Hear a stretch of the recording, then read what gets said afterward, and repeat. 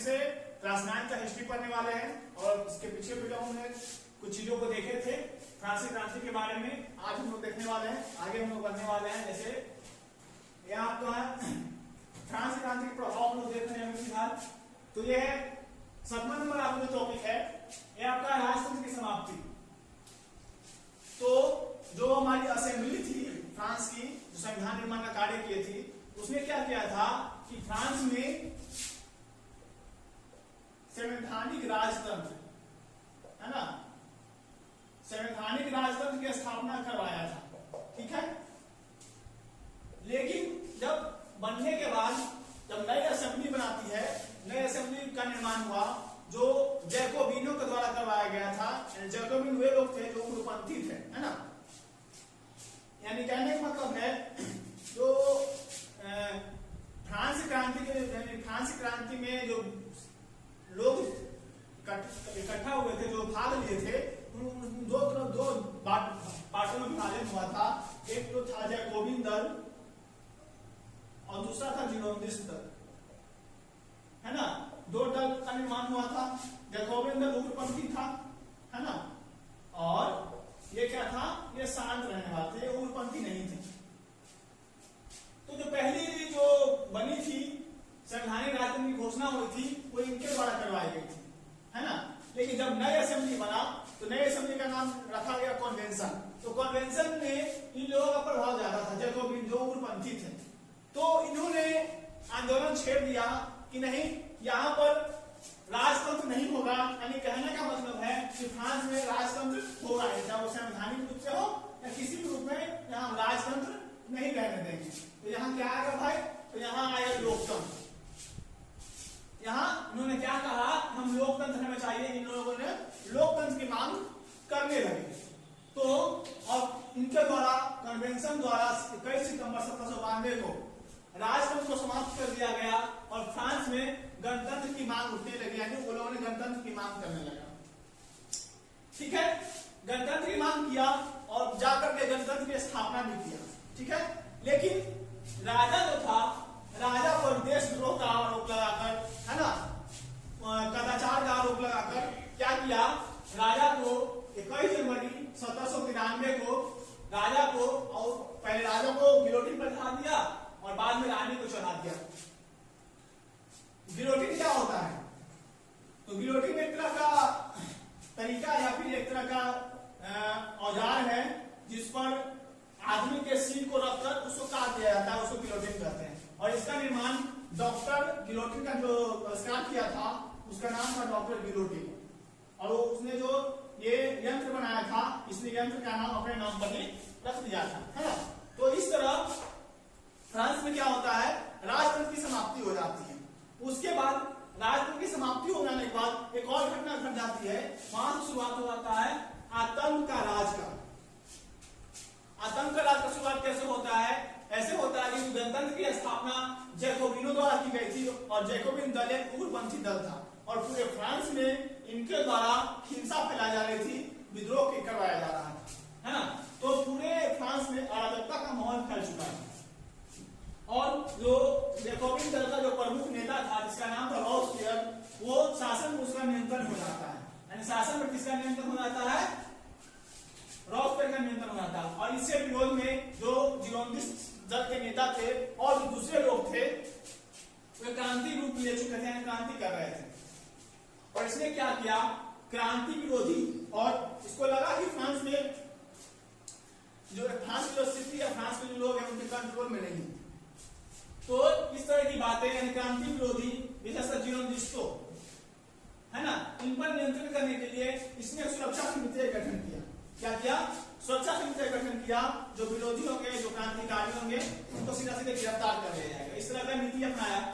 उसके बाद दूसरी बात है शांति व्यवस्था को स्थापित करने और पुलिस का कार्य करने के लिए एक अलग से सुरक्षा व्यवस्था की स्थापना की, जिसका नाम था सामान्य सुरक्षा समिति। क्या किया, सामान्य सुरक्षा समिति का गठन किया। उसके बाद गठन हो गया तो अब जो क्रांतिकारी थे, है ना, जो विरोधी लोग थे, उनको गिरफ्तार कर लिया जाता था किसी भी शक के आधार पर। और ये सब इसके लिए लॉ आया था, एक लॉ ऑफ सस्पेक्ट।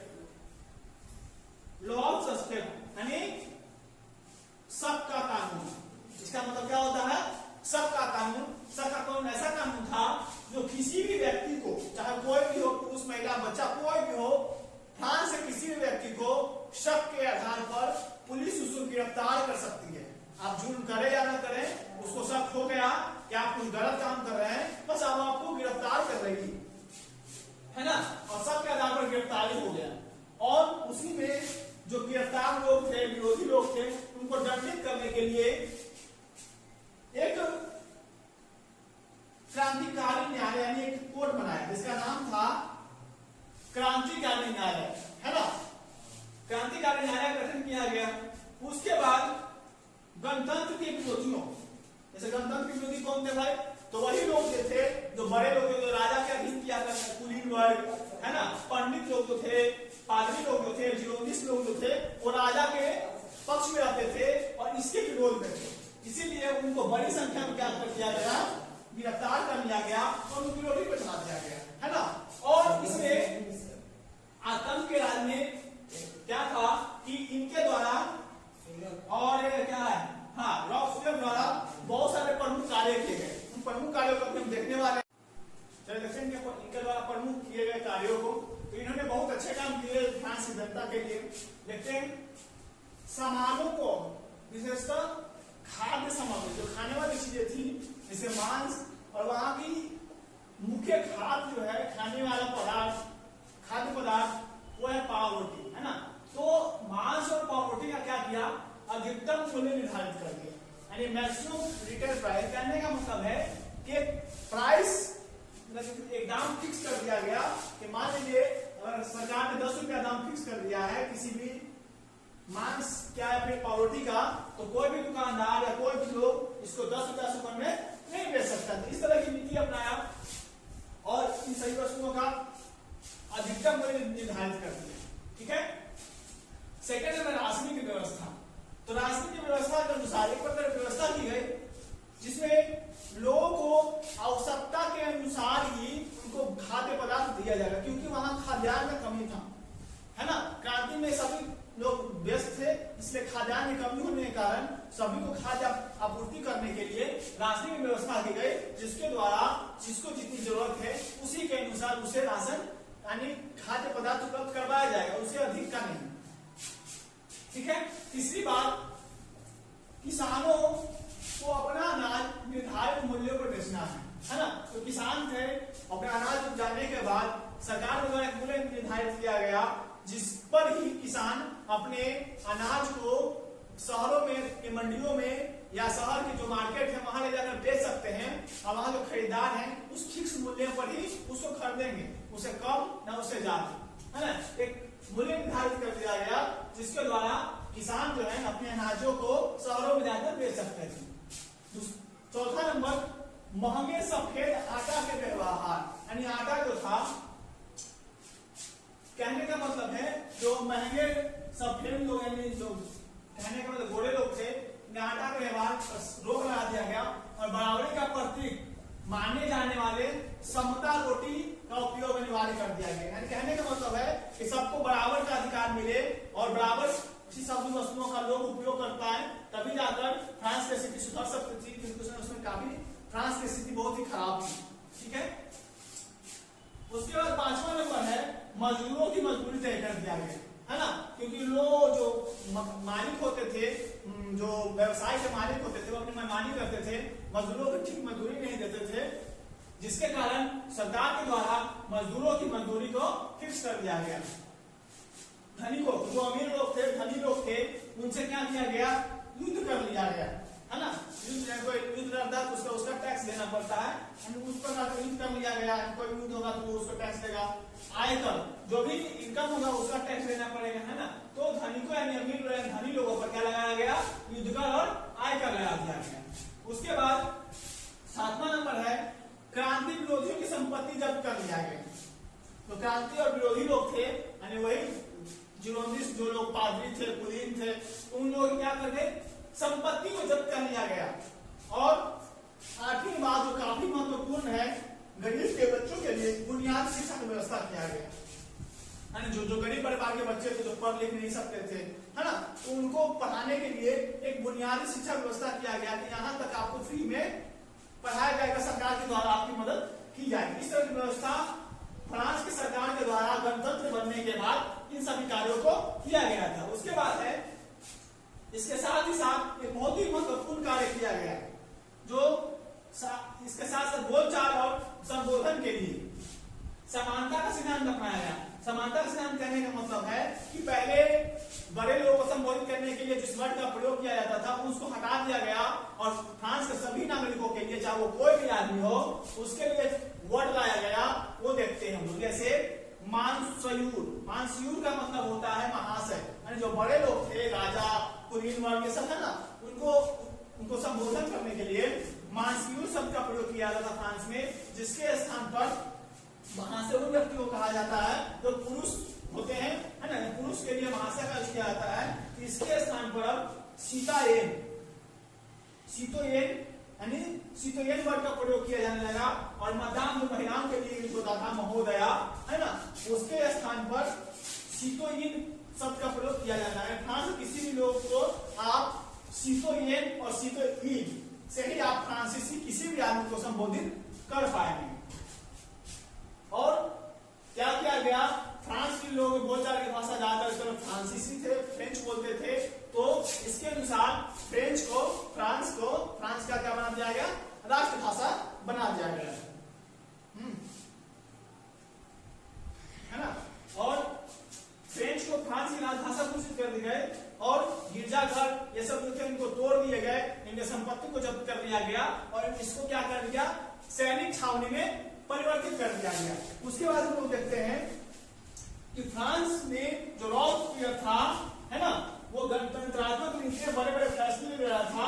इससे क्या थे, उनके विरोधी लोग क्या थे, उनसे नाखुश हो गए थे और नाखुश होकर क्या हुआ कि एक दिन जो कन्वेंशन था, कन्वेंशन के अंदर ही उनके विद्रोही क्या हो गए, सक्रिय हो गए और उसके 92 साथी, है ना, यानी रॉबस्पियर के 92 साथियों के सहित 92 उनके साथी थे, 92 साथी सहित क्या किया गया,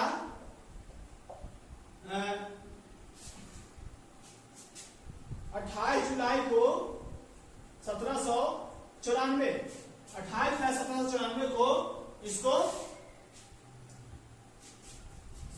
क्या गिलोटिन, जो गिलोटिन द्वारा निर्मित शस्त्र था या यंत्र था जिसे आदमी के सर रखकर सुता दिया जाता था, है ना, उसी प्रकार इसको भी 92 साथी के सहित 28 जुलाई 1794 को गिलोटिन पर लटका दिया गया और इसके साथ ही हमारा 1794 में आतंक की राज की समाप्ति हो गई। आतंक का जो राज था उसकी समाप्ति हो गई, क्योंकि रॉबस्पियर भी आतंक का राज फैला रखा था और इसके मरने के साथ साथ क्या हो गया, आतंक की राज की समाप्ति हो गई। चलिए हम आगे आते हैं, डायरेक्टरी और नेपोलियन बोनापार्ट का उदय। अभी हम लोगों ने देखा आतंक के राज के समय और उसके पहले जो सत्ता थी उसका कन्वेंशन के हाथ में था, है ना, ये सत्ता रॉबस्पियर के हाथ में आ गया। लेकिन क्या हुआ कि काफी विरोध में रॉबस्पियर का, आतंक का राज खत्म हुआ और आतंक के राज के खत्म होने के साथ साथ क्या किया गया, एक नया संविधान बनाया गया। फ्रांस में एक नया संविधान बनाया गया क्योंकि रॉबस्पियर को खत्म कर दिया गया, शासक को मार दिया गया और संविधान को बदल दिया गया और एक नया संविधान बनाया गया, जिसके तहत इस संविधान में शासन में कहा गया कि 2 सदनीय निर्वाचित विधान परिषद गठन किया गया, यानी 2 सदन विधान परिषद होगा जिसमें निर्वाचित सदस्य उसमें शामिल होंगे। और इसमें एक बात और कहा गया कि निर्वाचित जिसको वोट दिया जाएगा, जिसको वोट देने का अधिकार होगा, उसका जो आधार होगा वो संपत्ति होगा, यानी जिसके पास संपत्ति होगा वही वोट दे सकता है और जो जिसके पास संपत्ति नहीं है उसको वोट देने के अधिकार से वंचित रखा गया। ठीक है।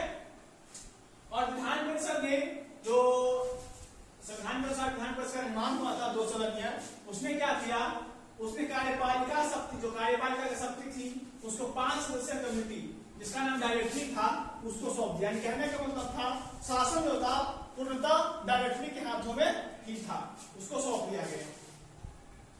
ठीक है। ये सब फ्रांस में तो घटित हो ही रहा था, लेकिन उसी समय नेपोलियन जो था वो उसने ऑस्ट्रिया को पराजित करके इटली के बड़े भूभाग पर अपना अधिकार कर लिया था, है ना। इतना कुछ करने के बाद नेपोलियन, किंतु फ्रांस का रहने वाला था नेपोलियन, तो उसने सोचा क्यों ना अपने देश वापस लौट जाए, और ऐसा सोचकर उसने क्या किया, हाँ वो अधिकार कर लिया था। और कुछ और ही बात है कि जैसे मिस्र में अंग्रेज एडमिरल था, जिसका नाम अंग्रेज एडमिरल जिसका नाम नेल्सन था, वो पराजित हो गया नेपोलियन इससे क्या होता है, हार जाता है, और इसके बाद वो मन बनाता है कि हम अपने देश वापस लौट जाएं। और अक्टूबर 1789 को जब फ्रांस क्रांति जब वो चली रही थी, उसी समय वो 1789 को वो फ्रांस वापस आ जाता है, ठीक है। वो जब यहाँ आता है तो क्योंकि वो इसी देश का रहने वाला था, तो लोगों के मन में इसके प्रति भावनाएं थी, तो इसको समर्थन काफी मिलने लगा, ठीक है। और जो डायरेक्टरी की स्थापना की गई थी उसको खत्म करने के लिए, उसको विध्वंस करने के लिए क्या किया नेपोलियन और उसने क्या किया, अपने कुछ सैनिकों के साथ 1799 को डायरेक्टरी का तख्ता पलट कर दिया। क्या कर दिया, डायरेक्टरी का तख्ता पलट कर देता है, और वो वहां का सम्राट बन जाता है, और उसका शासन जो है उसके हाथों में चला आता है।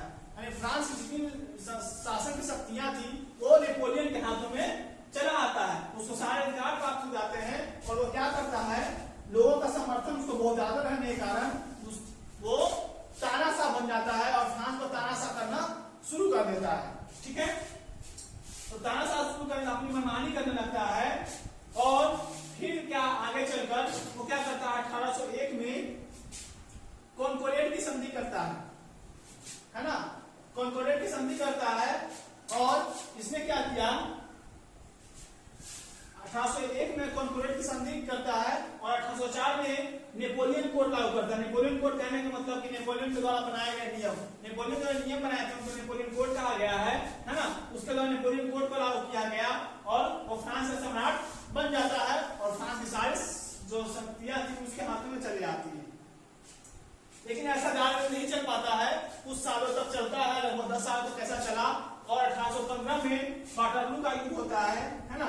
1815 में वाटरलू का युद्ध होता है, और उसमें नेपोलियन जो है बुरी तरह से पराजित हो जाता है ना। और जैसे ये पराजित होता है तो वह शासन उसके हाथ से चली जाती है। यानी कहने का मतलब है, जब तक वाटरलू का युद्ध नहीं हुआ था तब तक वो शासन बना रहा। जब वाटरलू का युद्ध खत्म हुआ, वो हार गया, तो उसी के साथ उसकी शासन व्यवस्था, उसके शासन खत्म हो गया। और इसी फिर उसके 15 साल बाद 1830 में पुनः फ्रांस में क्रांति हुई, और फिर इसके 18 साल बाद 1848 में फ्रांस में पुनः क्रांति होती है। तो चलिए आज की वीडियो में इतना ही, मिलेंगे अगले वीडियो में। अगले वीडियो में हम लोग फ्रांस की क्रांति का परिणाम, फ्रांस क्रांति का स्वरूप, है ना, और बहुत कुछ देखेंगे। तब तक के लिए धन्यवाद, जय हिंद।